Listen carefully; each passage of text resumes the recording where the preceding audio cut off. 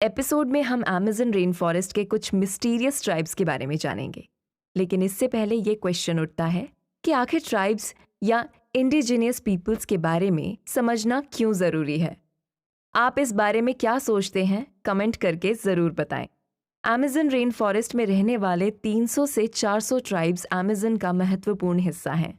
ये अमेज़न के जंगल के हिसाब से खुद को बदल चुके हैं। जंगल ही इनका घर है, लेकिन बाहरी दुनिया से आए इंसान अमेज़न के जंगलों को बर्बाद कर रहे हैं।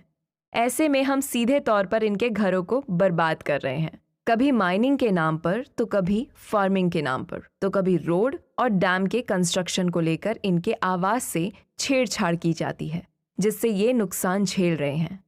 इतना ही नहीं, हम शहर से जंगलों की तरफ जाकर कुछ ऐसी बीमारियां भी इन्हें दे आते हैं जिनके लिए ये बिल्कुल भी तैयार नहीं होते। इनका अपना एक ट्रेडिशन होता है, इनकी अपनी मेडिसिन होती है, जिसे ये प्लॉट से तैयार करते हैं। अमेज़न रेन फॉरेस्ट में ना जाने कितने खतरनाक इंसेक्ट्स और स्पीशीज पाए जाते हैं, लेकिन ये ट्राइब्स इनसे निपटना जानते हैं, पर ये कभी इन्हें नुकसान नहीं पहुंचाते, क्योंकि ये इकोसिस्टम के महत्व को समझते हैं। हम पढ़े लिखे शहरों में रहने वाले लोगों को इकोसिस्टम से कोई लेना देना नहीं है, लेकिन इनके साथ ऐसा नहीं है। ये एनवायरनमेंट फ्रेंडली जीवन जीते हैं और अपनी ही दुनिया में मस्त रहते हैं। अब सबसे ज़रूरी बात, अगर हम हमारे इकोसिस्टम को बचाना चाहते हैं तो इसके लिए फॉरेस्ट को बचाना बहुत ज़्यादा ज़रूरी है। ये ट्राइब्स फॉरेस्ट का इम्पॉर्टेंट पार्ट है, क्योंकि ये फॉरेस्ट की रक्षा करते हैं, इसलिए इनके बारे में समझना और इन्हें प्रोटेक्ट करना हमारी ड्यूटी है। तो चलिए अब बात करते हैं अमेज़न रेन फॉरेस्ट के मिस्टीरियस ट्राइबल कम्युनिटी के बारे में, और कुछ ऐसे ट्राइब्स के बारे में जो या तो अब नहीं है या फिर बहुत ही कम संख्या में बचे हुए हैं। ऐसी ही एक इम्पॉर्टेंट ट्राइबल कम्युनिटी है पिरिपकुरा। ये अमेज़न के ब्राज़ील में माटो ग्रासो फॉरेस्ट में रहते हैं। ये आदिवासी आज अपनी ज़िंदगी बचाने के लिए स्ट्रगल कर रहे हैं।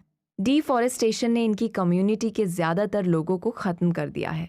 ब्राज़ीलियन एक्सप्लोरर बताते हैं कि इस कम्युनिटी में सिर्फ 2 ही मेंबर बचे हैं, जिन्हें पकी और तमंदुआई कहते हैं।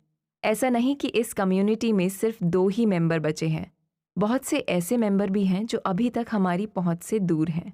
इन 2 मेंबर के बारे में एक्सप्लोरर जानते हैं और इनके ज़रिए इन कम्युनिटी के बारे में और भी ज़्यादा समझना चाहते हैं। इस ट्राइबल कम्युनिटी के ऊपर एक फिल्म और डॉक्यूमेंट्री भी बन चुकी है। पिरिपकुरा ट्राइब्स के बाद चलिए अब बात करते हैं माशो पीरो के बारे में। ये अमेज़न रेन फॉरेस्ट के रिमोट रीजन में पाए जाने वाले हंटर्स हैं। इन्हें नामोले भी कहा जाता है। अमेज़न फॉरेस्ट के पेरू रीजन में मौजूद मारू नेशनल पार्क के अंदर ये जनजातियां रहती हैं। देखा गया है कि इस ट्राइबल कम्युनिटी को बाहर से आए लोगों से मिलना बिल्कुल भी पसंद नहीं है। अगर कोई दूसरा इनके इलाके में गलती से भी चला जाए तो ये उनका शिकार कर लेते हैं। माशो इंसानों को भी मारने से पीछे नहीं हटते हैं। 1998 में रिसर्च के जरिए पता लगाया गया था कि उनकी संख्या 100 से 250 तक है, जबकि कुछ हिस्टोरियंस मानते हैं कि 1976 में इनकी संख्या 20 से 100 थी। इनकी भाषा पीरो है। इसी भाषा के जरिए आपस में बातचीत करते हैं। अब बात करते हैं अमेज़न फॉरेस्ट में सबसे ज़्यादा पाई जाने वाली ट्राइबल कम्युनिटी के बारे में। इस ट्राइबल कम्युनिटी को टिकुना कहा जाता है। ये ब्राज़ील, कोलंबिया और पेरू में बसे हुए हैं। ट्राइबल कम्युनिटी की संख्या सबसे ज़्यादा है और ये क्रिश्चियन रिलीजन को फॉलो करते हैं। आपको जानकर आश्चर्य होगा कि ब्राज़ील में टिकुना ट्राइब्स की संख्या 36,377 है और पेरू में 6,982 है। ये अमेज़न की एक अनोखी ट्राइबल कम्युनिटी है। इनकी कल्चरल वैल्यू अमेज़न के दूसरे ट्राइब्स से बिल्कुल अलग है। ये अमेज़न रिवर से बहुत दूर बसते हैं और लोगों से मिलने जुलने में इन्हें कोई परेशानी नहीं होती है। इन लोगों में से सबसे पहले 1549 में पुर्तगाली एक्सप्लोरर ने कांटेक्ट किया।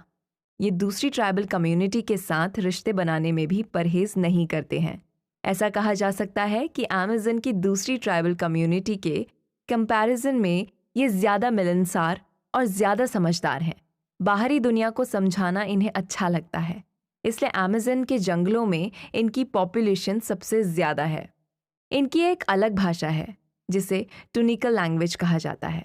ये कम्युनिटी एक्सोगैमी मैरिज सिस्टम को फॉलो करती है। इस मैरिज सिस्टम में एक ट्राइबल कम्युनिटी दूसरे ट्राइबल कम्युनिटी से मैरिज रिलेशन जोड़ सकते हैं। टुनिका ट्राइब बहुत ही फ्लेक्सिबल ट्राइब्स हैं। ये धर्म परिवर्तन को भी बुरा नहीं मानते। ये जनजाति बहुत जल्दी दूसरे धर्म के लोगों के साथ भी मिल जाते हैं। इनकी यही फ्लेक्सिबल क्वालिटी इन्हें अमेज़न की सबसे बड़ी ट्राइबल कम्युनिटी बनाते हैं। अब हम बात करेंगे जावेरी वैली की प्रमुख ट्राइबल कम्युनिटी कोरुबो के बारे में। ब्राज़ील और पेरू बॉर्डर के पास जावेरी वैली इन अनकॉन्टैक्टेड ट्राइब्स का घर है। ये एक बहुत बड़ी कम्युनिटी है जिसमें 7 अलग अलग तरह के ट्राइब्स रहते हैं। इन 7 ग्रुप का अलग अलग नाम है। इनमें से एक ग्रुप को क्लबमैन भी कहा जाता है क्योंकि ये खुद को प्रोटेक्टेड रखने के लिए बड़े बड़े क्लब्स इस्तेमाल करते हैं। अब बात करते हैं अमेज़न के जंगल एक मिस्टीरियस ट्राइब्स के बारे में, जिनके होने और ना होने को लेकर आज भी विवाद बना हुआ है। इन्हें कवाहिवा कहा जाता है। कुछ साइंटिस्ट ये मानते हैं कि आज से 50 साल पहले तक ये ट्राइब्स थे, लेकिन अब धीरे धीरे खत्म हो चुके हैं। आपको जानकर बड़ी हैरानी होगी, इस कम्युनिटी ने अपनी जनरेशन को खुद ही कम किया है। ये बच्चे पैदा करना पसंद नहीं करते और इसका कारण जंगल की तरफ बढ़ने वाले बाहरी घुसपैठ को बताया जाता है। मतलब बाहर से आने वाले इंसानी दखल से परेशान होकर इन्होंने अपनी जनरेशन को आगे बढ़ाना ही बंद कर दिया। साइंटिस्ट मानते हैं इस तरह से ये ट्राइब्स माटो ग्रासो जंगल से धीरे धीरे गायब हो गए। हम पहले भी देख चुके हैं कि अमेज़न रेन फॉरेस्ट में 400 से 500 कम्युनिटी पाई जाती हैं, लेकिन इनमें से अधिकतर आज भी बाहरी दुनिया से अलग हैं। 50 से 100 ट्राइबल कम्युनिटी के बारे में हम आज भी कुछ नहीं जानते। ये बहुत खतरनाक है। बाहरी दुनिया से मिलना जुलना ये बिल्कुल पसंद नहीं करते, बल्कि इंसानों को देखते ही ये उन्हें मार देते हैं। अमेज़न के जंगल में पाए जाने वाले ये ट्राइब्स हमेशा से पूरी दुनिया के लिए मिस्टीरियस सब्जेक्ट रहा है।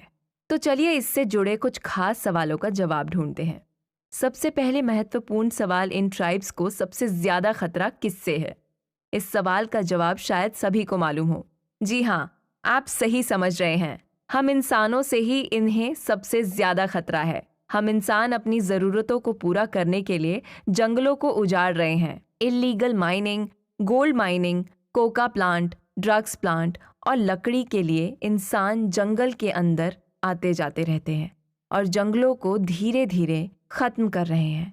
इससे ये ट्राइबल कम्युनिटी धीरे धीरे ख़त्म हो रही है, जिसका सबसे बड़ा नुकसान अमेज़न के घने जंगलों को होगा। अब दूसरा सवाल ये उठता है कि अमेज़न के जंगल के अंदर पाए जाने वाले सबसे खतरनाक ट्राइब्स कौन हैं और क्यों? इस सवाल के जवाब में आप जान लीजिए कि अमेज़न को कुछ ट्राइब्स बहुत ज़्यादा खतरनाक हो सकते हैं, क्योंकि ये कैनिबलिस्टिक रिचुअल को फॉलो करते हैं। ये जानवरों के साथ साथ इंसानों का भी मांस खा जाते हैं।